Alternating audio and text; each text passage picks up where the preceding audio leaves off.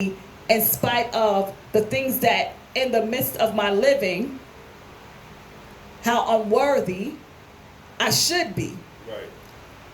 to even be ordained by him because of my sinful natures, right? Right.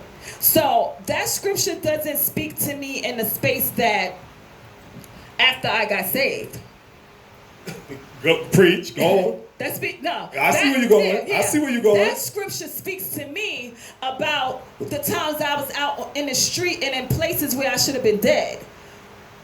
And when I go to him and cry out and say that I'm unworthy, it is a reminder to me that you are worthy.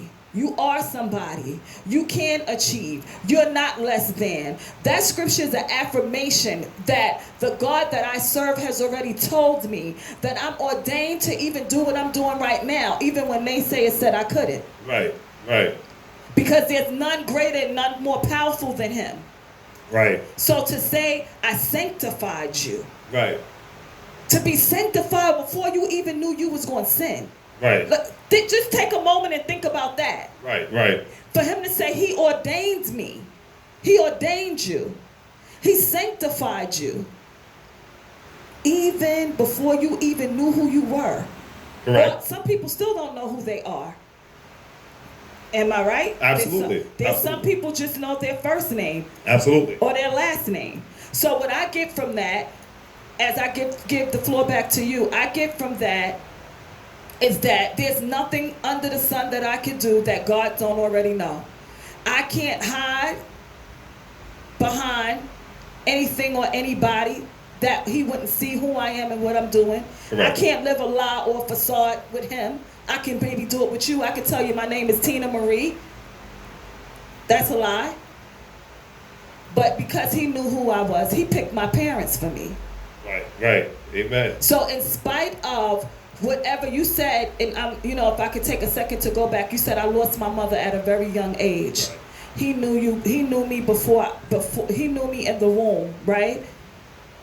But he knew because he sanctified and ordained you for such a time as this, you would be here as a man who has still achieved without the nurturing of a biological mother so early in your life, because you were already ordained to do what you're doing. Amen. Amen. Perfect segue. All right. I think we can wrap it up. I think we done here. I don't Let's know. go. How do I follow that? I mean, when we talk about God, I get excited. How do I come after that? I mean, you done set the bar pretty high. Come on, bro. All right. Well, let's see if I can come after that. Come on with it. But no, yeah. When I look at this, what really stands out to me is the context is that before you were born, I knew you, right? Before you were born, I knew you. Before you were fashioned in the womb, I sanctified you, right? I ordained you. Before you were born, what stands out to me is this. Who's the you? Who's the you? Who's the you that he's talking to? Before you were born, I knew you. Who is the you? See, folks, let me tell you something. When I study scripture, right, I'm very avaricious with it. Avaricious means greedy. Very greedy. Y'all got a word last week. You got a new one this week. Yeah, I'm gonna give y'all. Avaricious means greedy. I'm gonna give them a few. Get your book, get your pen. Yeah, get out the book. Start typing, get ready to take notes. We're going to enlarge our vocabulary. Yeah, we're gonna expand. So yeah, I become very I'm very scholastic. That's another one. I like that one. Got it. Scholastic guy. I become very scholastic. That means scholarly. Okay? And I like to do a listen, I'm gonna throw some more out there. Listen, I'm gonna throw some more out there. I like to do what's called a didactical research. Share this broadcast, guys. Share. Yeah. We like to do what's called a didactical research. That means intended to instruct the intellect. And I also like to do exegetical. You better exegete this word. Exegetical. Listen. Now listen. I'm gonna throw some Bible words out there, y'all. Exegetical. Now what that one means, exegetical means a correct interpretation of the scripture. Not an incorrect, because a lot of us get an incorrect. Because I joke a lot, y'all, but when I go to exegete the word, oh yeah, you gotta don't play with you because you got eisegesis. That's the incorrect. come on. Right, and we're gonna get that. I'm out here doing Right, a lot of them do the eisegesis, so we need to do the exegesis, make sure we come correct. Now, before you were born, before you were fashioned in the womb, I knew you. That still resonates with me a lot. Because what that tells me is that I existed before I existed. I'm going to say that again. I had an existence before I existed. Oh, y'all going? But aren't we spirit beings? All right, Sister, do we have to go there? sister, we're gonna have to go there. Spirit beings? We're gonna have to go there. Aren't we spirit He beings? says, before you were formed in the womb. Now, what sticks out to me is this. I study the gene code. I study genetics.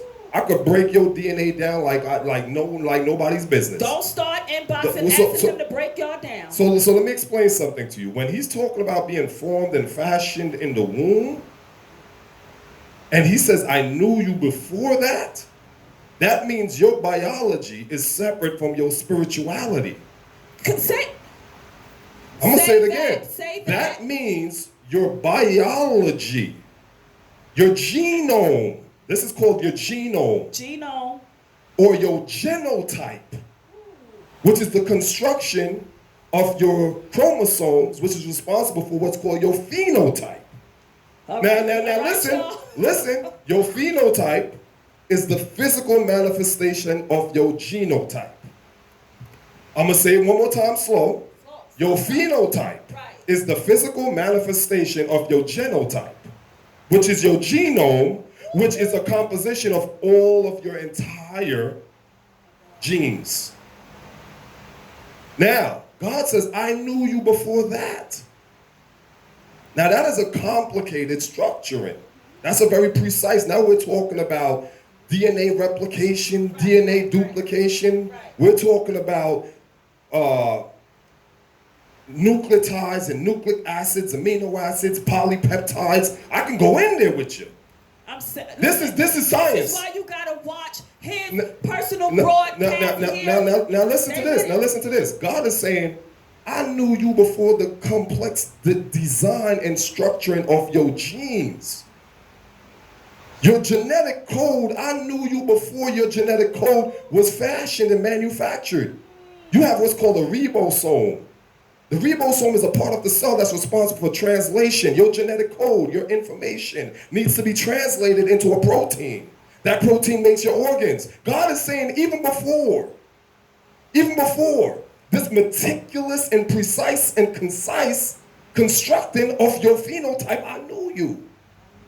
Think about that. See, we can read it lightly and take it lightly. Because you know why? People want surface. Well, we're going to take you out to the deep end of the ocean. Because hey, listen, sister, if you're going to drown, turn back and head to the shores. we ain't gonna water it down for nobody. That's right. Let me tell you something. I got because a few. We want them to come up higher. Hold on. We want them to come up listen, higher. I got a buddy who's telling me sometime I need to dumb it down. And I say the same thing to him what you just said.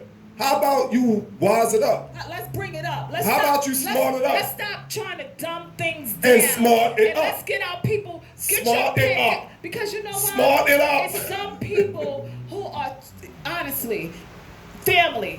I'm talking to you guys. It's some people who are embarrassed about the things that they don't know. And when there's someone like you, right, that is utilizing your platform to say, I'm here to help you come up higher. I'm here to give you words to encourage you, but I'm also here to help you broaden your horizons mentally so that you'll get the knowledge that they may be interested in genealogy and everything else, not knowing how to start. Right. That dumbing yourself down, that's exactly why so many of our people are in the place that they are in. Because everybody wants to dumb it down. Yeah, no. We can listen, I always tell them, we can easily have a conversation where I'm going, yo, you feel me? Because I'm straight out of Brooklyn. I could go there. Right. What happened? Right. Yo, all that. What up, son? What's good? But there comes a time. Right. In a place where you should be able to have a seat at the table and be able to communicate at the table. Absolutely, 100%. Come on, people. Absolutely. Come on, y'all. 100%. Horn it up, clap it up. Let us know. Share. Absolutely. Share to inspire. Absolutely, 100%. I couldn't agree with you anymore. So the scripture, I'm sorry, we get So the scripture. Yeah. The scripture we read things so surface.